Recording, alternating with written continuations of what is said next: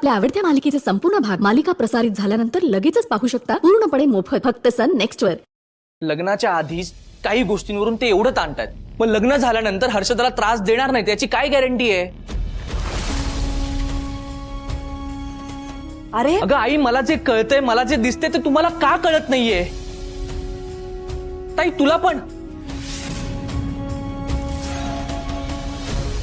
हे बघ गौरव, तुला जसं वाटतंय ना तसं काय पण होणार नाही, शांत राहा तू। आई, दादा बोलतोय त्याचा आपण विचार करायला पाहिजे। म्हणजे दोन्ही घरातनं लग्नाला मान्यता असून सुद्धा या दोघांनी पळून जाऊन लग्नाचा प्रयत्न का केला? एक्झॅक्टली। हिला विचारलं तर ही सतत रडतच असते। इतकी काय घाई झाली आहे लग्नाची यांना? हे बघ चिटल्या, एक मिनिट, विघ्नेशच्या घरचे या लग्नाला सतत नकार देत आहेत, मग या सगळ्यात काका जे म्हणतायत ना की हे लग्न मोडा, हे मला बरोबर वाटतंय। काहीतरी काय बडबडते तू? हेच मला कळत नाहीये, आपण नेहमी पडती बाजू का घेतोय?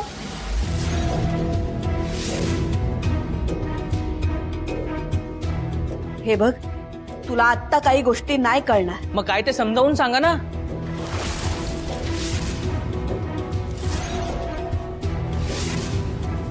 की काका म्हणतात तसं तुम्ही आमच्यापासून काही लपवताय?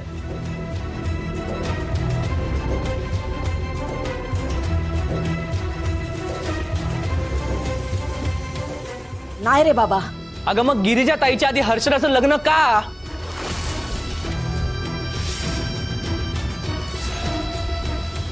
बरं, विघ्नेशच्या घरचे जे काही म्हणतात ते सगळं करायला आपण तयार होतोय, एकही प्रश्न न विचारता। आपण असं का करतोय?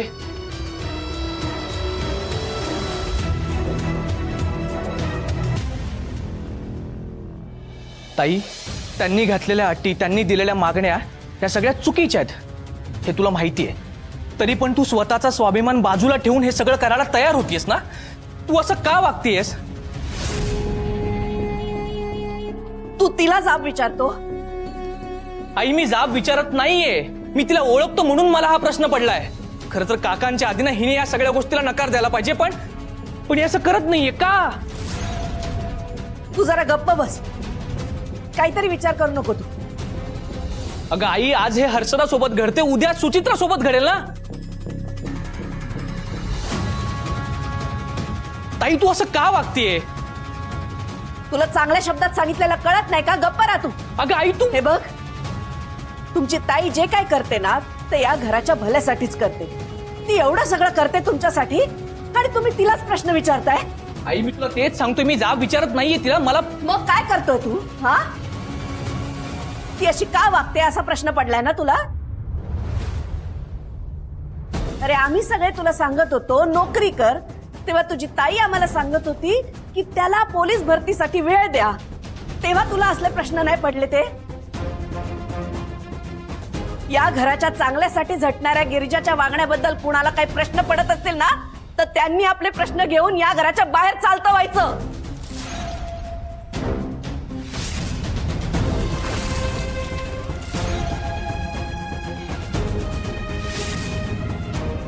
आई, अगं असं बोलू नकोस। बोलू दे मला। काय गो चिटल्या, एवढे मोठे झाला तुम्ही की तुमच्या ताईला प्रश्न विचारताय?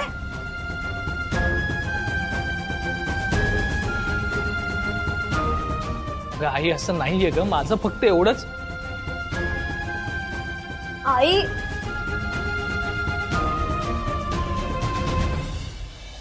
ताई, मी खूप बोलले, सॉरी।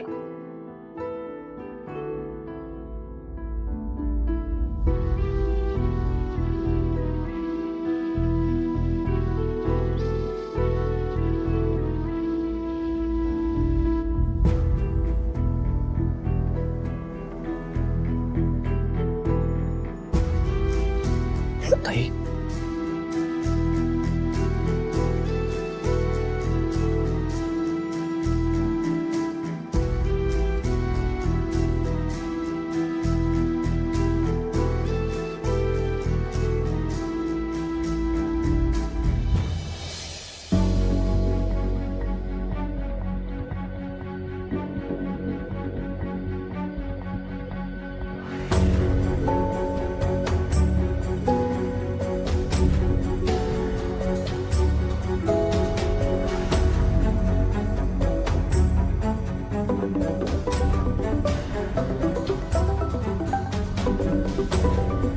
चल रे बाबा.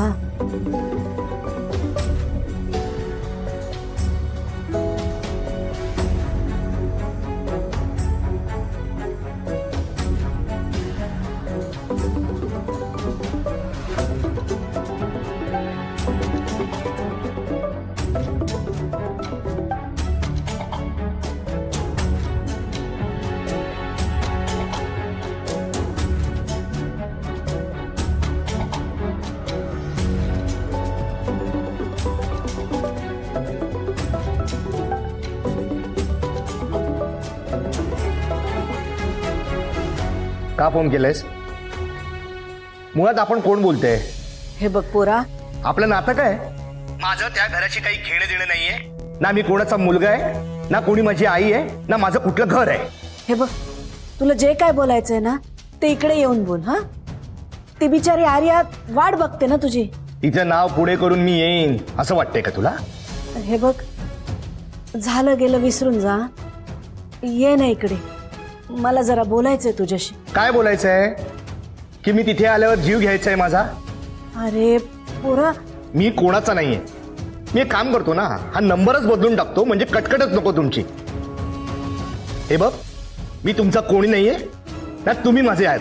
हा, चल फोन ठेव, चल. हे बघ, हवं तर मी पाय धरते तुझे, घरातल्या सगळ्यांना तुझ्या पाय धरायला लावते, पण तू ये ना, मला बोलायचंय, महत्वाचं बोलायचंय. ज्या घरात मला किंमत नाहीये तिथे येऊन काय करू मी? मग तुझ्या आयशीला शेवटचं पाणी पाजायला तर येशील ना? हे बघ, अर्ध्या तासात तू जर घरी नाही आलास ना तर तुला तुझ्या आईचं मेलेलं तोंडच बघायला मिळेल. आयशे,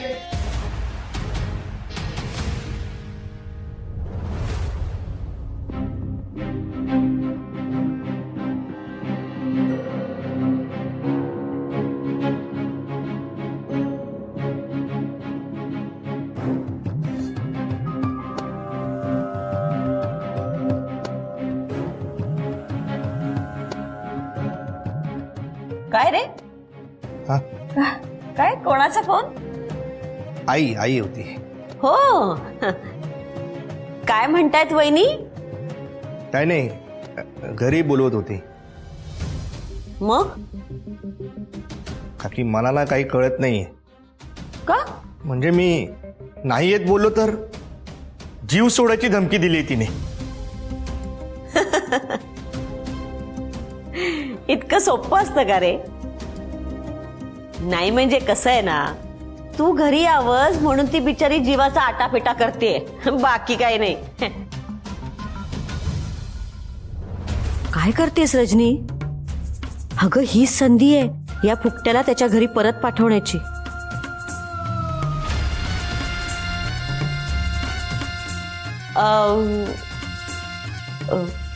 मी काय म्हणते प्रसाद, मला वाटतं तू घरी जावंस. नाही नाही, तसं नाही, म्हणजे वहिनी तुला बोलवतायत म्हणून नाही, पण ना तुझा ना त्या घरावर हक्क आहे बघ, आणि प्रत्येकाला आपला हक्क मिळालाच हवा, आणि तुला हक्क मिळावा असं मला खूप वाटतं रे, म्हणून मी आपलं बोलले. आणि कसं आहे ना, म्हणजे बघ ना, वहिनी बोलल्या आणि त्याने काही बरं वाईट करून घेतलं तर? अरे बापरे, बघ बाबा.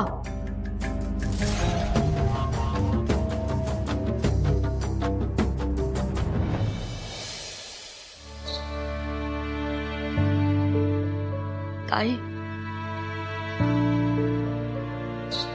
अगं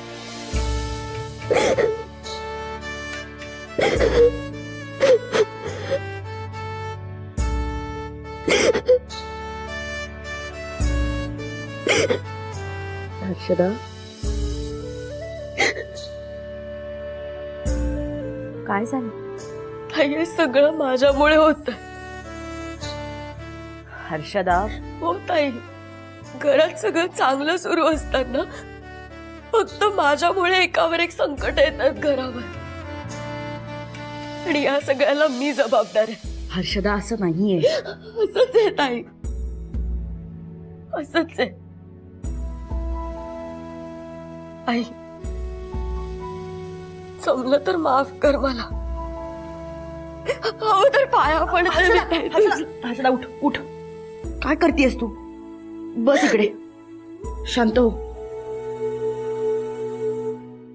या घरातलं सुख माझ्यामुळे हरवलंय.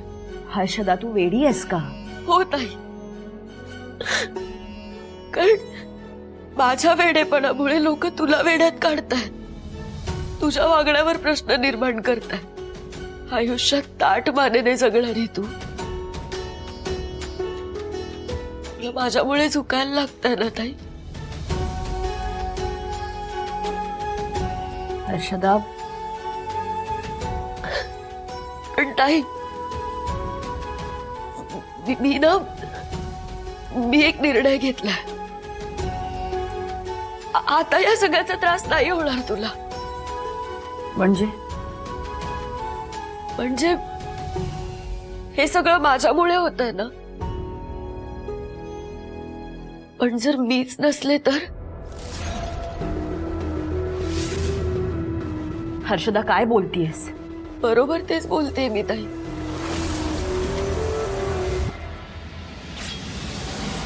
मीच जर स्वतःचा जीव संपवला ना, तर हे सगळे त्रास मिटतील, कसलाच त्रास नाही होणार. तू खरंच वेडी आहेस हर्षदा. मी तुला याआधी सुद्धा सांगितलंय आणि आता पुन्हा सांगतेय, आयुष्य सुंदर आहे, ते असं वाया घालवू नकोस. हे बघ, इकडे बघ. तुझं आणि विघ्नेशचं लग्न हे तुझ्या आयुष्यातली सगळ्यात महत्वाची गोष्ट आहे, मला माहितीये, आणि ती साध्य होणारच.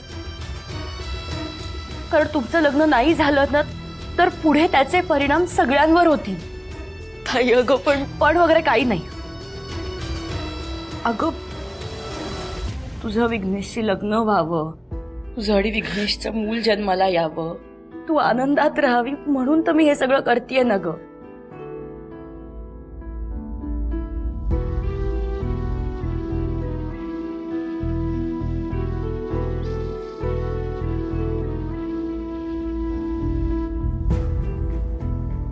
माझ्या भावंडांच्या सुखासाठी मी काही करायला तयार आहे.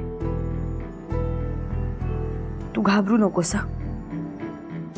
आता दादाने विघ्नेशच्या आईची माफी मागितली ना, मग सगळे प्रश्न सुटतील. ताई किती करशील ग माझ्यासाठी? तुझ्यासाठीच नाही, तुझ्यासाठी आणि तुझ्या पोटातल्या बाळासाठी. तू फक्त मला एक गोष्ट प्रॉमिस कर, तू त्याची काळजी घेशील. बाकी सगळं माझ्यावर सोड. आणि पुन्हा अशा जीव त्याच्या गोष्टी केल्यास ना, तर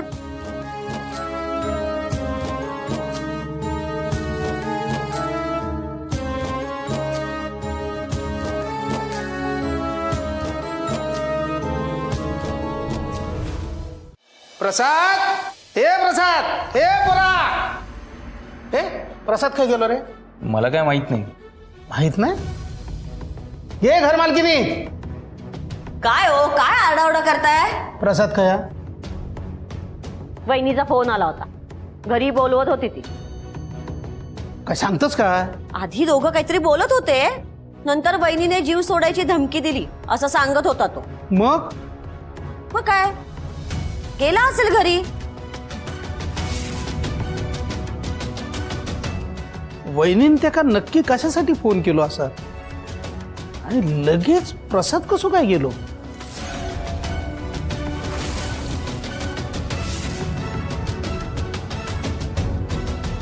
म्हणजे नक्की काहीतरी गडबडा शिरला का ना? जाऊ देतो, बरं झालं डोकेदुखी गेली. माती खाऊ नकोस. म्हणजे ही डोकेदुखी नाही, तो आपलो खांदोआ, त्याच्यावर बंदूक ठेवायची आणि गोळ्या झाडायच्या. डोक्यात काहीतरी चाललंय वाटतं. अरे डोक्यात खूप काय चालला.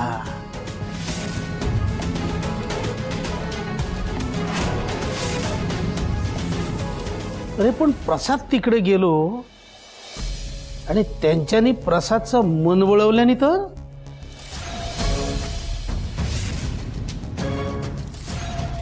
असा होता का म्हणे. किती वेळ झाला त्या घायसून जाऊन? माहित नाही हो, कधी निघून गेला कळलंच नाही.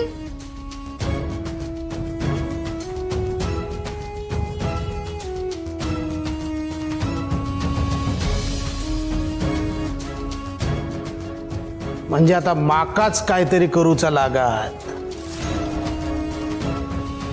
आई, असं न जेवून प्रश्न सुटणार आहेत का? उलट तुमची तब्येत आणखी बिघडेल. काय करू मी, सांग ना. आई हे बघा, यांनी विघ्नेशरावांच्या आईची माफी मागितली ना की सगळे प्रश्न सुटतील हो. अगो पण या पोराने माफी मागायला तर पाहिजे ना. का नाही मागणार? अगो तो घरी यायला तयार नाही, मग विघ्नेश कडे काय जाणार तो? आई, तुम्ही काही काळजी करू नका, आधी जेवून घ्या. चला. नाही नको मला. ती बोलले प्रसादला, आज तो घरी आला नाही ना तर त्याच्या आईशीचं मेलेलं तोंड बघायला मिळेल त्याला. येऊ दे एकदाच काय ते मरण. आई, भरलं ताट समोर असताना असं बोलू नये. काय बोलताय तुम्ही? चला जेवून घ्या. नाही नको,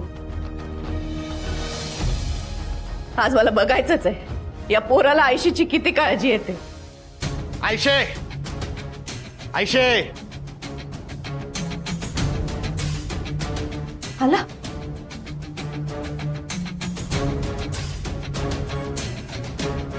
आला तू आलास ना, बरं झालं.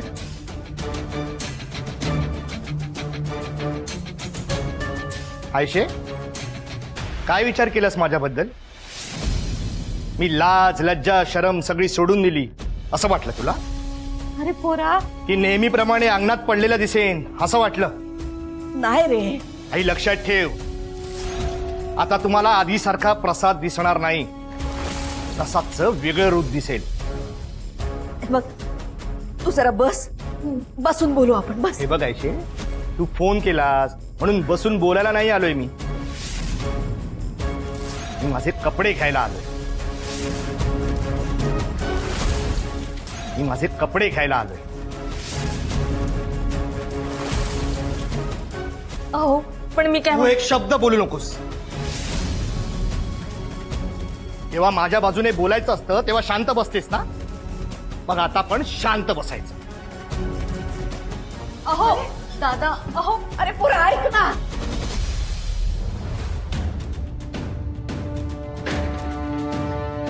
अहो आई, पोरा ऐक की. हो ऐका ना. आणि हो, जीव द्यायच्या पोकळ धमक्या मना नको देऊस. दादा अरे ऐकून तरी घे ना, असं नको ना करूस तू. गप्प बसा तुम्ही. हे बघ आयशे, माझं ठरलंय. काही झालं तरी तुम्ही माझे कोणी नाही आहात आणि मी तुमचा कोणी नाही.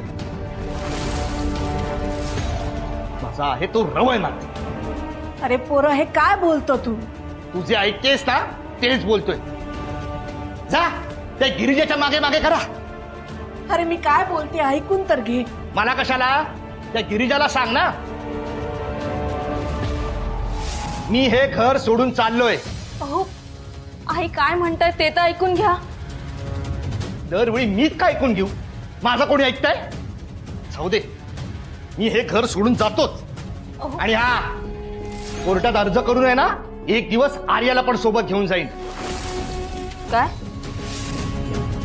हो, मला त्या गिरिजाच्या धाकाखाली तिला मोठं नाही करायचंय. अहो काय चाललंय तुमचं? तू थोबाड बंद ठेव. ती गिरीच्या 2 वेळेचं जेवण देते म्हणून नवऱ्याला एकटं पाडशील, त्याच्या विरोधात बोलशील. मला आर्याला तुझ्यासारखं लाचार नाही बनवायचंय. अरे दादा काय बोलतोयस, काय करतोयस तू? हे बघा, कोणी मला दादा वगैरे बोलायचं नाही. या मला ना तुमचं तोंडच बघायचं नाहीये. नको ती खोटी नाती आणि नको ती तुमच्यासारखी खोटी माणसं.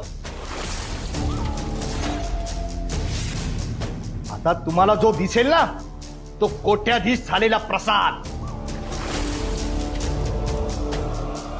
ऐकून तर घे आमचं.